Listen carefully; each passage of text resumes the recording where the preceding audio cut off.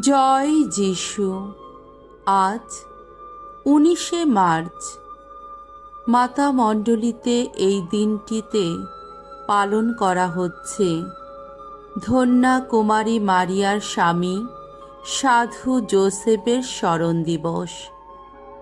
প্রথম পাঠ প্রবক্তা জেরেমিয়ার গ্রন্থ হতে আজকের বাণী পাঠ।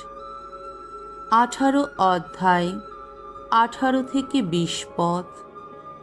যিশুর পূর্বছবি হয়ে প্রবক্তা জেরেমিয়া শত্রুদের হাতে নিপীড়িত হন। একদিন আমার শত্রুরা বলল, এসো আমরা জেরেমিয়ার বিরুদ্ধে একটা চক্রান্ত করি। ও না থাকলেও তো ঐশ্য বিধান বাণী বুঝবার মতো যাজক, পরামর্শ দেবার মতো প্রাজ্ঞজন কিংবা দৈব বাণী ঘোষণা করবার মতো কোনো প্রবক্তার অভাব হবে না।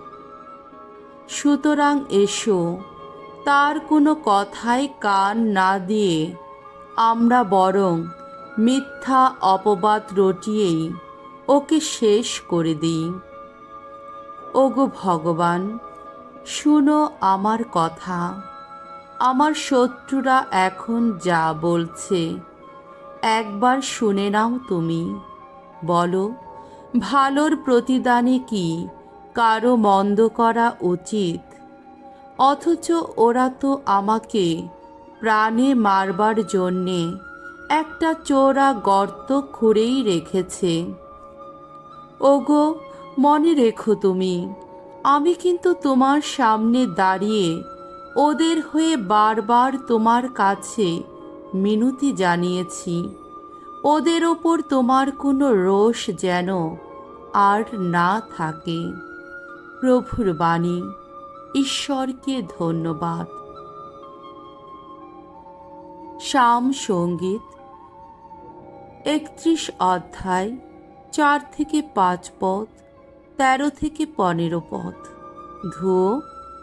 ওগো প্রেমময়, আমাকে বাঁচাও তুমি। আমার চলার পথে লুকোনো জালের ফাঁদ থেকে আমাকে রক্ষা করো তুমি। ওগো, তুমি যে আশ্রয় আমার। আমি এখন তোমারই হাতে সঁপে দিচ্ছি আমার এই প্রাণ।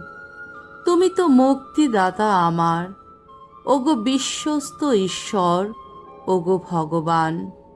এখন ওই যে শুনি অনেকের কানাকানি, বিভীষিকা, চতুর্দিকে শুধু বিভীষিকা। আমার বিরুদ্ধে যাবে বলে আজ ওরা একজোট হয়।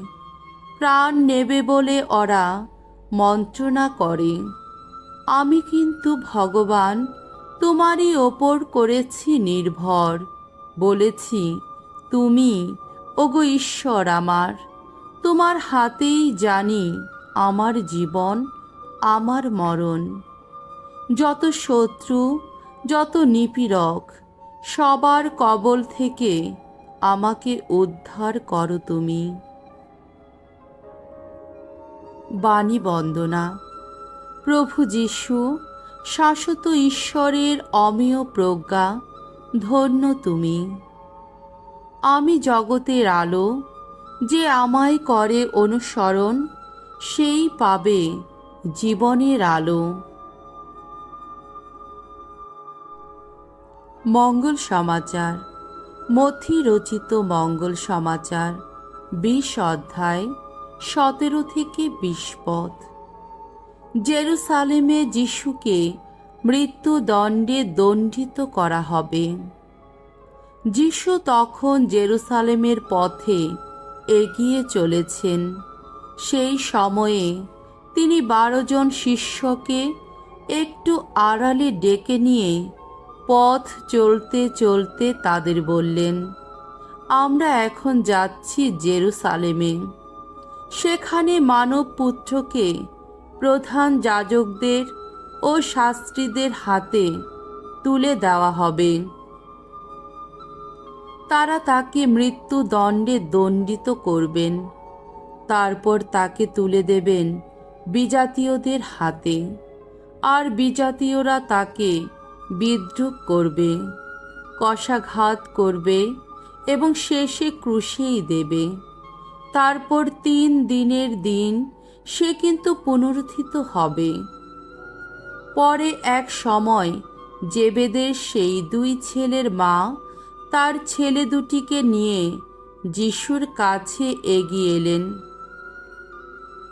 এবং তার কাছে থেকে কিছু চাওয়ার ভঙ্গিতে নিচু হয়ে প্রণাম জানালেন। যিশু তাকে বললেন, তুমি কি চাও? তিনি উত্তর দিলেন, আপনার আদেশে আপনার রাজ্যে আমার এই 2 ছেলের মধ্যে একজন যেন আপনার ডান পাশে আর একজন আপনার বাঁ পাশে বসতে পায়। উত্তরে যিশু বললেন, তোমরা যে কি চাইছো তা তোমরা বুঝতে পারছো না। আমি নিজে যে পাত্র থেকে পান করতে চলেছি, তোমরা কি সেই পাত্র থেকে পান করতে পারো? তারা উত্তর দিলেন, হ্যাঁ, আমরা পারি। যিশু তাদের বললেন, আমার সেই পাত্র থেকে তোমরা অবশ্যই পান করবে, কিন্তু কাউকে আমার ডান পাশে বা বাঁ পাশে বসতে দেওয়ার অধিকার তো আমার নেই। সেই স্থান দুটি যে তাদেরই প্রাপ্য, যাদের জন্য আমার পিতা তা নির্দিষ্ট করে রেখেছেন। এই সব কথা যখন বাকি 10 জন শিষ্যের কানে এলো, তখন ওই 2 ভাইয়ের ওপর তারা রেগে গেলেন। তাই যিশু তাদের কাছে ডেকে বললেন, তোমরা তো জানোই, বিজাতীয়দের শাসকেরা নিজেদের প্রজাদের ওপর প্রভুত্ব চালায়, তেমনি তাদের মধ্যে যারা বড় তারাও আবার অন্যদের ওপর কর্তৃত্ব ফলায়। তোমাদের মধ্যে কিন্তু এমনটি যেন না হয়,